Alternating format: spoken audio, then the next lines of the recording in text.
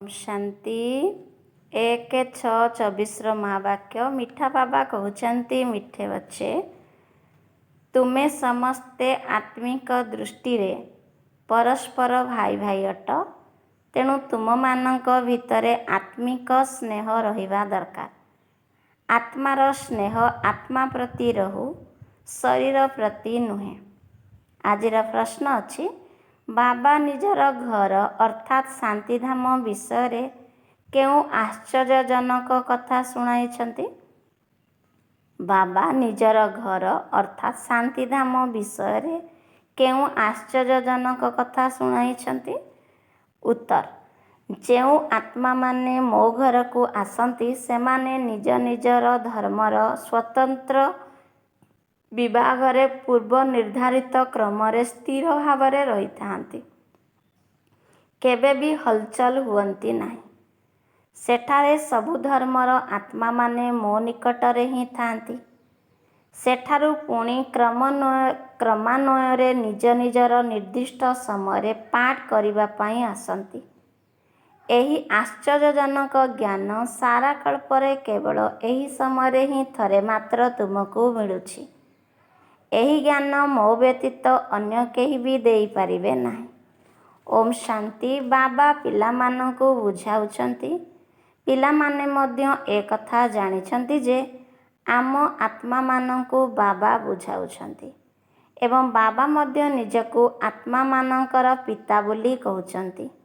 एपरि केही कहि न थांती ना केही काहाकु बुझाई थांती जे निजकु आत्मा मने कर। बाबा ही ए कथा आत्मा मानकु बुझाउछंती।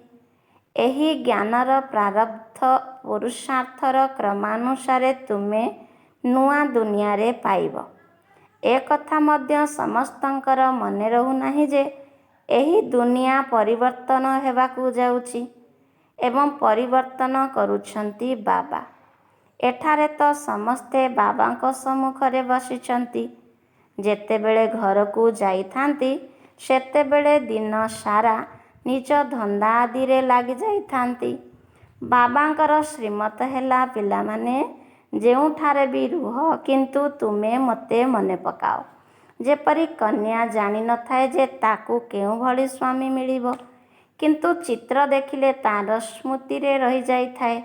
जेउठारे रहिले मध्य परस्पर को मने पकाई थांती, जाहाकू शारीरिक प्रेम कहा जाउछि। किंतु एहा हेला आत्मिक प्रेम। आत्मिक प्रेम काहा सहित? पिलामानकर आत्मिक पितांक सहित एवं पिलामानकर पिलामानक सहित।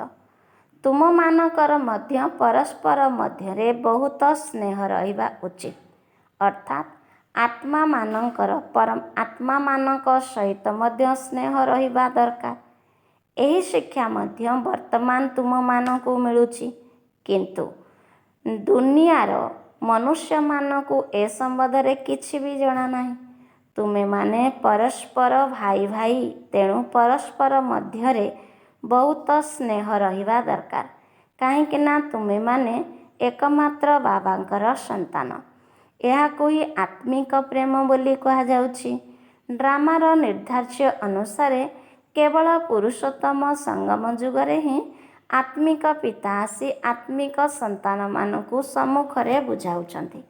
पिलामाने मध्य जानिछंती जे बाबा एठाकु आसिछंती आम मानकु फूल सदृश्य पवित्र पतितरु पावन करी साथिरे नहीं जिवे। एपरि नुहे जे केही हातरे धरी नहीं जिवे। सबु आत्मा माने एभली उड़िबे जेपरि पंगपाळ आकाशरे उड़ंती। सेमानंकर मध्य गाइड रही थांती। मुख्य गाइड सहित आउ केते जण सहयोगी मध्य थांती, जो माने कि आगरे रही थांती।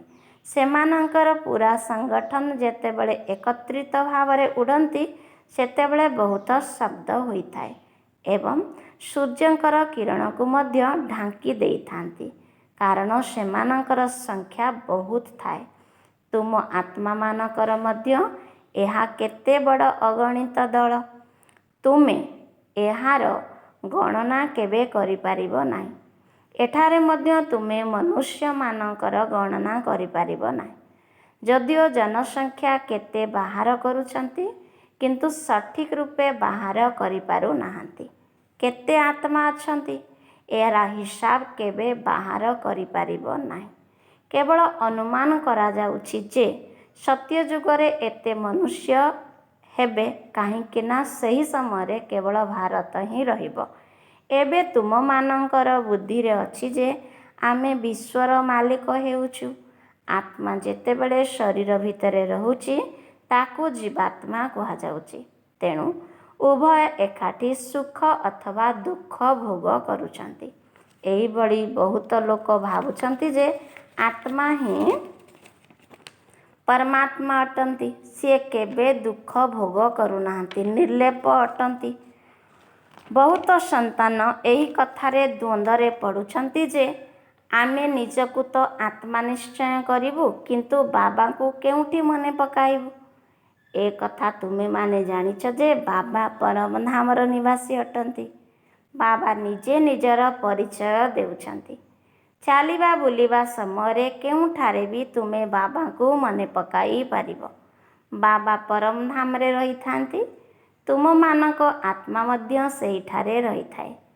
ଏଠାକୁ କେବଳ ଅଭିନୟ କରିବା ପାଇଁ ଆସିଥାଏ। ଏହି ଜ୍ଞାନ ମଧ୍ୟ ତୁମକୁ ବର୍ତ୍ତମାନ ମିଳୁଛି। ଯେତେବେଳେ ତୁମେ ଦେବତା ହେବ ସେତେବେଳେ ତୁମର ଏ କଥା ମନେ ରହିବ ନାହିଁ ଯେ ଅମୁକ ଅମୁକ ଧର୍ମର ଆତ୍ମାମାନେ ଉପରେ ଅଛନ୍ତି। ଉପରୁ ଆସି ଏଠାରେ ଶରୀର ଧାରଣ କରି ଅଭିନୟ କରୁଛନ୍ତି। ଏହି ଚିନ୍ତନ ସେଠାରେ ଚାଲିବ ନାହିଁ। ଆଗରୁ ଏ କଥା ଜାଣିନଥିଲେ ଯେ ବାବା ମଧ୍ୟ ପରମଧାମରେ ରହିଥାନ୍ତି। ସେଠାରୁ ଏଠାକୁ ଆସି ଶରୀରରେ ପ୍ରବେଶ କରୁଛନ୍ତି। ତେବେ ସିଏ କେଉଁ ଶରୀରରେ ପ୍ରବେଶ କରୁଛନ୍ତି ତାଙ୍କର ଠିକଣା ବତାଉଛନ୍ତି। ତୁମେ ଯଦି ଲେଖିବ ଯେ ଶିବ ବାବା କ୍ୟାର ପରମଧାମ, ତେବେ ପରମଧାମକୁ ତ ଚିଠି ଯାଇପାରିବ ନାହିଁ। ସେଥିପାଇଁ ଲେଖୁଛନ୍ତି ଶିବ ବାବା କ୍ୟାର ବ୍ରହ୍ମା। ପୁଣି ତୁମେ ଏଠାକାର ଠିକଣା ଲେଖୁଛ, କାହିଁକି ନା ତୁମେ ଜାଣିଛ ବାବା ଏଠାକୁ ଆସି ଏହି ରଥରେ ପ୍ରବେଶ କରୁଛନ୍ତି। ଏମିତି ତ ସମସ୍ତ ଆତ୍ମାମାନେ ମଧ୍ୟ ପରମଧାମ ନିବାସୀ ଅଟନ୍ତି। ତୁମେ ସମସ୍ତେ ପରସ୍ପର ଭାଇ ଭାଇ ଅଟ। ସର୍ବଦା ଏହି କଥା ଭାବ ଯେ ଇଏ ଆତ୍ମା, ଏହାଙ୍କର ନାମ ଅମୁକ। ଆତ୍ମାକୁ ଦେଖି ମଧ୍ୟ ମନୁଷ୍ୟ ଦେହ ଅଭିମାନରେ ଆସିଯାଉଛନ୍ତି। ବାବା ଆସି ଆମକୁ ଦେହୀ ଅଭିମାନୀ କରୁଛନ୍ତି। ବାବା କହୁଛନ୍ତି ତୁମେ ନିଜକୁ ଆତ୍ମା ମନେ କର ଏବଂ ମୋତେ ମନେ ପକାଅ। ବାବା ଏବେ ବୁଝାଉଛନ୍ତି ଯେ ମୁଁ ଏଠାକୁ ଆସି ପିଲାମାନଙ୍କୁ ଜ୍ଞାନ ମଧ୍ୟ ଦେଉଛି। ମୁଁ ପୁରୁଣା କର୍ମ ଇନ୍ଦ୍ରିୟ ଆଧାର ନେଇଛି, ଯେଉଁଥିରେ ଏହି ମୁଖ ହିଁ ମୁଖ୍ୟ ଅଟେ। ଯଦିଓ ଆଖି ମଧ୍ୟ ଅଛି, କିନ୍ତୁ ମୁଖ ଦ୍ୱାରା ଜ୍ଞାନ ଅମୃତ ମିଳିଥାଏ। ସେଥିପାଇଁ ଗୌମୁଖ କହିଥାନ୍ତି, ଅର୍ଥାତ୍ ଏହା ମାତାଙ୍କର ମୁଖ ଅଟେ। ବଡ଼ ମାଙ୍କ ଦ୍ୱାରା ତୁମକୁ ପୋଷ୍ୟ କରୁଛନ୍ତି। ବଡ଼ ମା କିଏ? ବ୍ରହ୍ମା ବାବା। ବାବା କହୁଛନ୍ତି ବଡ଼ ମାଙ୍କ ଦ୍ୱାରା ତୁମକୁ ପୋଷ୍ୟ କରୁଛନ୍ତି। କିଏ କରୁଛନ୍ତି? ଶିବ ବାବା। ସିଏ ଏଠାରେ ଅଛନ୍ତି ନା। ଏହି ସମସ୍ତ ଜ୍ଞାନ ବୁଦ୍ଧିରେ ରହିବା ଦରକାର ଯେ ମୁଁ ତୁମକୁ ପ୍ରଜାପିତା ବ୍ରହ୍ମାଙ୍କ ଦ୍ୱାରା ପୋଷ୍ୟ କରୁଛି। ତେଣୁ ଇଏ ମାତା ହୋଇଗଲେ। ଗାୟନ ରହିଛି, ତୁମେ ମାତା ପିତା, ଆମେ ତୁମର ବାଳକ। ତେଣୁ ଇଏ ହେଉଛନ୍ତି ସବୁ ଆତ୍ମାମାନଙ୍କର ପିତା। ତାଙ୍କୁ ମାତା ବୋଲି କୁହାଯିବ ନାହିଁ। ସିଏ ତ ପିତା ଅଟନ୍ତି। ବାବାଙ୍କ ଠାରୁ ବର୍ଷା ମିଳୁଛି। ପୁଣି ଆମର ମାତା ମଧ୍ୟ ଆବଶ୍ୟକ। ସିଏ ଏଠାକୁ ଆସୁଛନ୍ତି। ଏବେ ତୁମେ ଜାଣୁଛ ବାବା ଉପରେ ରହୁଛନ୍ତି। ଆମେ ଆତ୍ମାମାନେ ମଧ୍ୟ ଉପରେ ରହିଥାଉ। ପୁଣି ଏଠାକୁ ଅଭିନୟ କରିବା ପାଇଁ ଆସୁଛୁ। ଦୁନିଆର ମନୁଷ୍ୟମାନେ ଏ କଥା କିଛି ବି ଜାଣିନାହାନ୍ତି। ସେମାନେ ତ ଗୋଡ଼ି ମାଟି ଚାରିଆଡ଼େ ଭଗବାନ ଅଛନ୍ତି ବୋଲି କହିଦେଉଛନ୍ତି। ତେବେ ତ ଅଗଣିତ ଭଗବାନ ହୋଇଯିବେ। ଏହାକୁ ହିଁ ଘୋର ଅନ୍ଧକାର କୁହାଯାଉଛି। ଗାୟନ ମଧ୍ୟ ରହିଛି, ଜ୍ଞାନ ସୂର୍ଯ୍ୟ ପ୍ରଗଟ ହେଲେ ଅଜ୍ଞାନ ଅନ୍ଧକାରର ବିନାଶ ହେଲା। ବର୍ତ୍ତମାନ ତୁମ ପାଖରେ ଜ୍ଞାନ ଅଛି। ଏହା ହେଉଛି ରାବଣ ରାଜ୍ୟ। ଯେଉଁ କାରଣରୁ ଅନ୍ଧକାର ହୋଇଛି ସେଠାରେ ତ ରାବଣ ରାଜ୍ୟ ରହିବ ନାହିଁ। ସେଥିପାଇଁ କୌଣସି ପ୍ରକାରର ବିକାର ରହିବ ନାହିଁ। ଦେହ ଅଭିମାନ ମଧ୍ୟ ରହିବ ନାହିଁ। ସେଠାରେ ସମସ୍ତେ ଆତ୍ମ ଅଭିମାନୀ ରହିଥାନ୍ତି। ଆତ୍ମାରେ ଜ୍ଞାନ ଥାଏ। ଏବେ ମୁଁ ଛୋଟ ପିଲା ଅଛି, ପୁଣି ଯବାନ ହେଉଛି। ଏବେ ଶରୀର ବୃଦ୍ଧ ହୋଇଗଲା। ଏବେ ଏହି ଶରୀରକୁ ଛାଡ଼ି ଅନ୍ୟ ଏକ ଶରୀର ନେବାକୁ ହେବ। ସେଠାରେ ଏଭଳି କେହି କହିବେ ନାହିଁ ଯେ ଅମୁକ ମରିଗଲା, ତାହା ତ ଅମର ଲୋକ ଅଟେ। ଖୁସି ଖୁସିରେ ଗୋଟିଏ ଶରୀର ଛାଡ଼ି ଅନ୍ୟ ଏକ ଶରୀର ନେଇଥାନ୍ତି। ଏବେ ଆୟୁଷ ଶେଷ ହେଲା, ଏହାକୁ ଛାଡ଼ି ନୂଆ ନେବାକୁ ହେବ।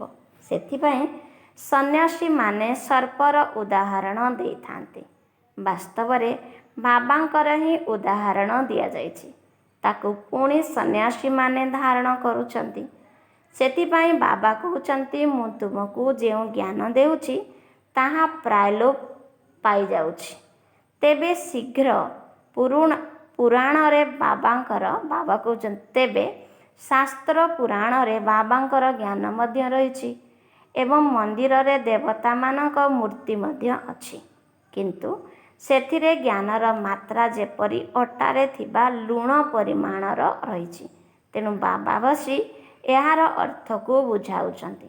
ଯେପରି ସର୍ପ ପୁରୁଣା କାତି ଛାଡ଼ି ନୂଆ ନେଇଥାଏ, ତା ପାଇଁ ଏଭଳି କୁହାଯିବ ନାହିଁ ଯେ ଯେପରି ଶରୀର ଛାଡ଼ି ଅନ୍ୟ ଏକ ଶରୀରରେ ପ୍ରବେଶ କରୁଛି। ନା, ଚମଡ଼ା ବଦଳାଇବାର ଉଦାହରଣ એકમાત્ર ସର୍ପର ରହିଛି। ଏହି ଚମଡ଼ା ଦେଖା ମଧ୍ୟ ଯାଇଥାଏ। ଯେପରି ବସ୍ତ୍ର ବଦଳା ଯାଇଥାଏ, ସେହିପରି ସର୍ପ କାତି ତ୍ୟାଗ କରିଥାଏ, ପୁଣି ତାକୁ ଅନ୍ୟ ଏକ ମିଳିଯାଇଥାଏ। ସର୍ପ ତ ବଞ୍ଚି ରହିଥାଏ, ଏପରି ବି ନୁହେଁ ଯେ ଅମର ରହିଥାଏ। 2-3ଟି କାତି ପରିବର୍ତ୍ତନ କରି ପୁଣି ମରିଯାଏ। ସତ୍ୟଯୁଗରେ ମଧ୍ୟ ତୁମେ ଠିକ୍ ସମୟରେ ଗୋଟିଏ ଶରୀର ଛାଡ଼ି ଆଉ ଗୋଟିଏ ନେବ। ଜାଣିବ ଯେ ଏବେ ଆମକୁ ଗର୍ଭକୁ ଯିବାକୁ ହେବ। ସେଠାରେ ତ ଯୋଗବଳର କଥା। ଯୋଗବଳ ଦ୍ୱାରା ତୁମେ ଜନ୍ମ ନେବ। ସେଥିପାଇଁ ଦେବତାମାନଙ୍କୁ ଅମର କୁହାଯାଉଛି। ଆତ୍ମା କହିବ, ଏବେ ମୁଁ ବୁଢ଼ା ହୋଇଗଲିଣି, ଏହି ଶରୀର ମୋର ପୁରୁଣା ହୋଇଗଲାଣି। ସେଠାରେ ସାକ୍ଷାତକାର ମଧ୍ୟ ହୋଇଥାଏ। ଏବେ ମୁଁ ଯାଇ ଗୋଟିଏ ଛୋଟ ପିଲା ହୋଇ ଜନ୍ମ ନେବି। ତେଣୁ ସ୍ୱତଃ ଆତ୍ମା ଶରୀର ଛାଡ଼ି ଯାଇ ଛୋଟ ପିଲା ଶରୀରରେ ପ୍ରବେଶ କରିଥାଏ। ସେହି ଗର୍ଭକୁ ଜେଲ୍ ନୁହେଁ, ମହଲ କୁହାଯାଇଥାଏ। ସେଠାରେ କୌଣସି ପାପକର୍ମ ହୁଏ ନାହିଁ, ଯାହାର ଦଣ୍ଡ ଭୋଗ କରିବାକୁ ପଡ଼ିବ। ଗର୍ଭ ମହଲରେ ଆରାମରେ ରହିଥାନ୍ତି। ସେଠାରେ ଦୁଃଖର କୌଣସି କଥା ରହିବ ନାହିଁ। ନା କୌଣସି ବିକାରୀ ଖାଦ୍ୟ ଖୁଆଇଥାନ୍ତି, ଯାହାଦ୍ୱାରା ରୋଗରେ ପଡ଼ନ୍ତି। ଏବେ ବାବା କହୁଛନ୍ତି, ସନ୍ତାନମାନେ ତୁମକୁ ନିର୍ବାଣ ଧାମକୁ ଯିବାକୁ ହେବ। ଏହି ଦୁନିଆ ପରିବର୍ତ୍ତନ ହେବ, ପୁରୁଣାରୁ ପୁଣି ନୂଆ ହେବ। ପ୍ରତ୍ୟେକ ଜିନିଷ ବଦଳିବ। ବୃକ୍ଷରୁ ବୀଜ ବାହାରିଥାଏ। ସତ୍ୟଯୁଗରେ ଯୋଗବଳ ଦ୍ୱାରା ଗୋଟିଏ ସନ୍ତାନ ଜନ୍ମ ହେବ। ଏଠାରେ ବିକାର ଦ୍ୱାରା 4-5ଟି ପିଲା ଜନ୍ମ କରୁଛନ୍ତି। ସତ୍ୟଯୁଗ ଏବଂ କଳିଯୁଗ ମଧ୍ୟରେ ବହୁତ ଅନ୍ତର ରହିଛି, ଯାହାକି ବାବା ବୁଝାଉଛନ୍ତି। ନୂଆ ଦୁନିଆ ପୁଣି ପୁରୁଣା କିପରି ହେଉଛି, ସେଠାରେ ଆତ୍ମା କିପରି 84 ଜନ୍ମ ନେଉଛି, ଏକଥା ମଧ୍ୟ ବୁଝାଯାଉଛି। ପ୍ରତ୍ୟେକ ଆତ୍ମା ନିଜ ନିଜର ଅଭିନୟ କରି ପୁଣି ସେଠାକୁ ଯିବେ। ସେଠାରେ ନିଜ ନିଜର ସ୍ଥାନରେ ଯାଇ ରହିବେ। ସ୍ଥାନ ପରିବର୍ତ୍ତନ ହୋଇପାରିବ ନାହିଁ। ନିଜ ନିଜର ଧର୍ମରେ ନିଜର ସ୍ଥାନରେ କ୍ରମାନୁସାରେ ଯାଇ ରହିବେ, ପୁଣି କ୍ରମାନୁସାରେ ତଳକୁ ଆସିବେ। ସେଥିପାଇଁ ବ୍ରହ୍ମଲୋକର ଛୋଟ ଛୋଟ ମଡେଲ ତିଆରି କରି ରଖୁଛନ୍ତି। ସବୁ ଧର୍ମର ନିଜ ନିଜର ବିଭାଗ ରହିଛି। ଦେବୀ ଦେବତା ହେଉଛି ପ୍ରଥମ ଧର୍ମ, ତାପରେ ପୁଣି ଅନ୍ୟ ଧର୍ମମାନେ କ୍ରମାନୁସାରେ ଆସୁଛନ୍ତି। ସେଠାରେ ସମସ୍ତ ଧର୍ମର ଆତ୍ମାମାନେ କ୍ରମାନୁସାରେ ହିଁ ଯାଇ ରହିବେ। ତୁମେମାନେ ମଧ୍ୟ କ୍ରମାନୁସାରେ ପାସ୍ ହେଉଛ ଏବଂ ସେହି ନମ୍ବର ଆଧାରରେ ନିଜର ସ୍ଥାନ ନେଉଛ। ବାବାଙ୍କର ଏହି ପାଠପଢ଼ା କଳ୍ପରେ କେବଳ ଥରେ ମାତ୍ର ହେଉଛି। ତୁମ ଆତ୍ମାମାନଙ୍କର ବଂଶାବଳୀ କେତେ ଛୋଟ, ଯେପରି ତୁମର ଏଠାରେ କେତେ ବଡ଼ ବଂଶାବଳୀ ରହିଛି। ତୁମେମାନେ ଦିବ୍ୟ ଦୃଷ୍ଟି ଦ୍ୱାରା ଦେଖି ପୁଣି ଏଠାରେ ବସି ଚିତ୍ର ଆଦି ତିଆରି କରୁଛ। ଆତ୍ମା କେତେ ଛୋଟ, ଶରୀର କେତେ ବଡ଼। ସବୁ ଆତ୍ମାମାନେ ସେଠାରେ ଯାଇ ରହିବେ। ବହୁତ କମ୍ ସ୍ଥାନରେ ଖୁବ୍ ପାଖାପାଖି ହୋଇ ରହିବେ। ଏଠାରେ ମନୁଷ୍ୟମାନଙ୍କର କେତେ ବଡ଼ ବଂଶାବଳୀ ରହିଛି। ମନୁଷ୍ୟମାନଙ୍କୁ ତ ସ୍ଥାନ ଦରକାର, ଚାଲିବା, ବୁଲିବା, ଖେଳିବା, ପଢ଼ିବା, ଚାକିରି କରିବା ପାଇଁ, ସବୁକିଛି କରିବା ପାଇଁ ସ୍ଥାନ ଦରକାର। ନିରାକାରୀ ଦୁନିଆରେ ଆତ୍ମାମାନଙ୍କର ସ୍ଥାନ ବହୁତ ଛୋଟ ହେବ। ସେଥିପାଇଁ ଏହା ଚିତ୍ରରେ ମଧ୍ୟ ଦେଖାଇଛନ୍ତି। ଏହା ପୂର୍ବ ପ୍ରସ୍ତୁତ ନାଟକ। ପୁଣି ଶରୀର ଛାଡ଼ି ସେଠାକୁ ଯିବାକୁ ହେବ। ତୁମମାନଙ୍କ ବୁଦ୍ଧିରେ ଅଛି ଯେ ଆମେ ସେଠାରେ କିପରି ରହୁଛୁ, ପୁଣି ଅନ୍ୟ ଧର୍ମର ଆତ୍ମାମାନେ କିପରି ରହୁଛନ୍ତି, ପୁଣି କିପରି କ୍ରମାନୁସାରେ ଅଲଗା ଅଲଗା ହେଉଛନ୍ତି। ଏସବୁ କଥା ତୁମକୁ କଳ୍ପ କଳ୍ପ ଏକମାତ୍ର ବାବା ହିଁ ଆସି ଶୁଣାଉଛନ୍ତି। ବାକି ସବୁ ହେଉଛି ଲୌକିକ ପାଠପଢ଼ା, ଯାହାକୁ ଆତ୍ମିକ ପାଠ ବୋଲି କୁହାଯାଇପାରିବ ନାହିଁ। ଏବେ ତୁମେ ଜାଣୁଛ ଯେ ଆମେ ଆତ୍ମା। ଭାଇ ଅର୍ଥାତ୍ ଆତ୍ମା, ଭାଇ ଅର୍ଥାତ୍ ଏହା ମୋର ଶରୀର। ବାବା କହିଲେ, ଏବେ ତୁମେ ଜାଣୁଛ ଯେ ଆମେ ଆତ୍ମା। ଆଇ ଅର୍ଥାତ୍ ଆତ୍ମା, ମାଇ ଅର୍ଥାତ୍ ଏହା ମୋର। ମନୁଷ୍ୟମାନେ ଏହି କଥାକୁ ଜାଣି ନାହାନ୍ତି। ସେମାନଙ୍କର ତ ସର୍ବଦା ଦୈହିକ ସମ୍ବନ୍ଧ ରହିଥାଏ। ସତ୍ୟଯୁଗରେ ମଧ୍ୟ ଦୈହିକ ସମ୍ବନ୍ଧ ହେବ, କିନ୍ତୁ ସେଠାରେ ତୁମେ ଆତ୍ମ ଅଭିମାନୀ ରହିବ। ତୁମେମାନେ ଜାଣିବ ଯେ ଏହା ମୋର ଆତ୍ମା। ମୋର ଶରୀର ଏବେ ବୃଦ୍ଧ ହେଲା। ସେଥିପାଇଁ ଆମେ ଆତ୍ମା ଗୋଟିଏ ଶରୀର ଛାଡ଼ି ଆଉ ଗୋଟିଏ ନେଉଛୁ। ଏଥିରେ ଦ୍ୱନ୍ଦ୍ୱର କୌଣସି କଥା ନାହିଁ। ତୁମମାନଙ୍କୁ ବାବାଙ୍କଠାରୁ ରାଜତ୍ୱ ନେବାକୁ ହେବ। ତେବେ ନିଶ୍ଚିନ୍ତ, ବାବା କହିଲେ, ତେବେ ନିଶ୍ଚିନ୍ତ ଭାବରେ ଇଏ ଅବିନାଶୀ ପିତା ଅଟନ୍ତି ନା? ମନୁଷ୍ୟମାନେ ଯେତେବେଳେ ପର୍ଯ୍ୟନ୍ତ ଜ୍ଞାନକୁ ସମ୍ପୂର୍ଣ୍ଣ ରୂପେ ବାବା କହିଲେ, ମନୁଷ୍ୟମାନେ ଯେତେବେଳେ ପର୍ଯ୍ୟନ୍ତ ଜ୍ଞାନକୁ ସମ୍ପୂର୍ଣ୍ଣ ରୂପେ ନ ବୁଝିଛନ୍ତି, ସେତେ ପର୍ଯ୍ୟନ୍ତ ଅନେକ ପ୍ରଶ୍ନ ପଚାରିଥାନ୍ତି। ଏହି ଜ୍ଞାନ ତୁମ ବ୍ରାହ୍ମଣମାନଙ୍କ ପାଇଁ ଉଦ୍ଦିଷ୍ଟ। ବାସ୍ତବରେ ତୁମ ବ୍ରାହ୍ମଣମାନଙ୍କର ମନ୍ଦିର ମଧ୍ୟ ଆଜମେରରେ ଅଛି। ଗୋଟିଏ ହେଲେ ପୁଷ୍କରିଣୀ ଏବଂ ଅନ୍ୟଟି ସାରସିଦ୍ଧ। ଆଜମେରକୁ ବ୍ରହ୍ମାଙ୍କର ମନ୍ଦିର ଦେଖିବା ପାଇଁ ଯାଇଥାନ୍ତି। ସେଠାରେ ବ୍ରହ୍ମା ବସିଛନ୍ତି। ତାଙ୍କର ଦାଢ଼ି ଆଦି ଥିବାର ଦେଖାଇଛନ୍ତି। ତାଙ୍କୁ ମନୁଷ୍ୟ ରୂପରେ ଦେଖାଇଛନ୍ତି। ତୁମେ ବ୍ରାହ୍ମଣ ମଧ୍ୟ ମନୁଷ୍ୟ ରୂପରେ ଅଛ। ବ୍ରାହ୍ମଣଙ୍କୁ ଦେବତା କୁହାଯିବ ନାହିଁ। ତୁମେମାନେ ହିଁ ସଚ୍ଚା ବ୍ରାହ୍ମଣ, ବ୍ରହ୍ମାଙ୍କର ସନ୍ତାନ ଅଟ। ସେମାନେ କୌଣସି ବ୍ରହ୍ମାଙ୍କର ସନ୍ତାନ ନୁହନ୍ତି। ଯେଉଁମାନେ ପଛରେ ଆସୁଛନ୍ତି, ସେମାନେ ଏହି କଥାକୁ ଜାଣିପାରିବେ ନାହିଁ। ଏହା ତୁମର ବିରାଟ ରୂପ ଅଟେ। ଏ କଥା ବୁଦ୍ଧିରେ ମନେ ରହିବା ଦରକାର। ଏହି ଜ୍ଞାନକୁ ତୁମେମାନେ କାହାକୁ ହେଲେ ବି ଭଲ ଭାବରେ ବୁଝାଇ ପାରିବ। ଆମେ ଆତ୍ମା, ବାବାଙ୍କର ସନ୍ତାନ। ଏହାକୁ ଯଥାର୍ଥ ରୀତି ବୁଝିବା ଦରକାର ଏବଂ ନିଶ୍ଚୟ ପକ୍କା ରହିବା ଦରକାର। ଏହା ତ ଯଥାର୍ଥ କଥା ଅଟେ। ସବୁ ଆତ୍ମାମାନଙ୍କର ପିତା ଏକମାତ୍ର ପରମାତ୍ମା ଅଟନ୍ତି, ଯାହାଙ୍କୁ ସମସ୍ତେ ମନେ ପକାଉଛନ୍ତି। ହେ ଭଗବାନ ବୋଲି ମନୁଷ୍ୟମାନଙ୍କ ମୁଖରୁ ନିଶ୍ଚିତ ଭାବରେ ବାହାରିଥାଏ, କିନ୍ତୁ ପରମାତ୍ମା କିଏ ଏକଥା କେହି ବି ଜାଣିନାହାନ୍ତି, ଯେପର୍ଯ୍ୟନ୍ତ ବାବା ଆସି ନ ବୁଝାଇଛନ୍ତି। ବାବା ବୁଝାଉଛନ୍ତି, ଲକ୍ଷ୍ମୀନାରାୟଣ ବିଶ୍ୱର ମାଲିକ ଥିଲେ, କିନ୍ତୁ ଏମାନେ ମଧ୍ୟ ଜାଣିନଥିଲେ। ତେବେ ଋଷି ମୁନିମାନେ ପୁଣି କିପରି ଜାଣିବେ? ଏବେ ତୁମେମାନେ ବାବାଙ୍କ ଦ୍ୱାରା ସବୁକିଛି ଜାଣୁଛ। ତୁମେମାନେ ଆସ୍ତିକ ଅଟ, କାହିଁକିନା ତୁମେ ରଚୟିତା ଏବଂ ରଚନାର ଆଦି ମଧ୍ୟ ଅନ୍ତକୁ ଜାଣିଛ। କେହି କେହି ଭଲ ଭାବରେ ଜାଣିଛନ୍ତି, କେହି ପୁଣି କମ୍ ଜାଣିଛନ୍ତି। ବାବା ସମ୍ମୁଖରେ ଆସି ପାଠ ପଢ଼ାଉଛନ୍ତି, ପୁଣି କେହି ଭଲ ଭାବରେ ଧାରଣା କରୁଛନ୍ତି, କେହି କମ୍ ଧାରଣ କରୁଛନ୍ତି। ଏହି ପାଠପଢ଼ା ବିଲକୁଲ ସାଧାରଣ ଏବଂ ବହୁତ ବଡ଼ ମଧ୍ୟ ଅଟେ। ବାବାଙ୍କ ପାଖରେ ଏତେ ଜ୍ଞାନ ଅଛି ଯେ ସାଗରକୁ କାଳି କଲେ ମଧ୍ୟ ଏହାର ଅନ୍ତ ପାଇପାରିବ ନାହିଁ।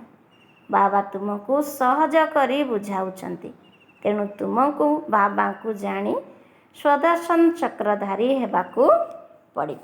ବାସ୍ ମିଠା ମିଠା ଶିଖିଲ ଦେ ସନ୍ତାନମାନଙ୍କ ପ୍ରତି ମାତା ପିତା ବାପଦାଦାଙ୍କର ମଧୁର ସ୍ନେହଭରା ସ୍ମୃତି ଏବଂ ସୁପ୍ରଭାତ। ଆତ୍ମିକ ପିତାଙ୍କର ଆତ୍ମିକ ସନ୍ତାନମାନଙ୍କୁ ନମସ୍ତେ। ଆତ୍ମିକ ସନ୍ତାନମାନଙ୍କର ଆତ୍ମିକ ମାତା ପିତା ବାପଦାଦାଙ୍କୁ ମଧୁର ସ୍ନେହଭରା ସ୍ମୃତି, ସୁପ୍ରଭାତ ଏବଂ ନମସ୍ତେ ନମସ୍ତେ ନମସ୍ତେ। ଧାରଣା ପାଇଁ ମୁଖ୍ୟ ସାରାଂଶ। ପ୍ରଥମ ନମ୍ବର, ସଦାସର୍ବଦା ବାବାଙ୍କର ସ୍ମୃତିକୁ ସହଜରେ ସ୍ଥାୟୀ ଭାବରେ ରଖିବା ପାଇଁ ଚାଲିବା ବୁଲିବା ସମୟରେ ଏହି କଥା ଚିନ୍ତନ କର ଯେ ମୁଁ ପରମଧାମ ନିବାସୀ ଆତ୍ମା, ଏଠାକୁ ଅଭିନୟ କରିବା ପାଇଁ ଆସିଛି। ବାବା ମଧ୍ୟ ପରମଧାମରେ ରହୁଛନ୍ତି, ସେ ବ୍ରହ୍ମାଙ୍କ ଶରୀରରେ ଆସିଛନ୍ତି।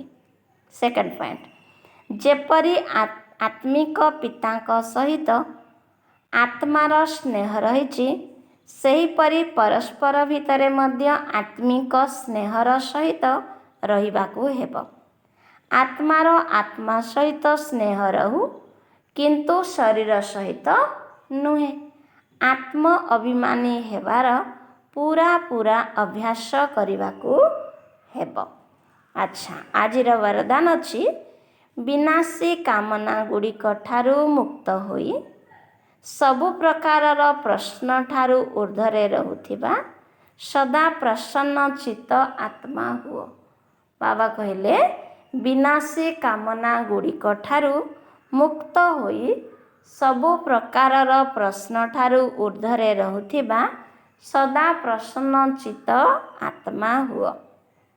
ବିସ୍ତାର, ଯେଉଁ ପିଲାମାନେ ବିନାଶୀ କାମନା ଗୁଡ଼ିକ ଠାରୁ ମୁକ୍ତ ରହିଥାନ୍ତି, ସେମାନଙ୍କ ଚେହେରାରେ ପ୍ରସନ୍ନତାର ଝଲକ ଦେଖାଯାଇଥାଏ।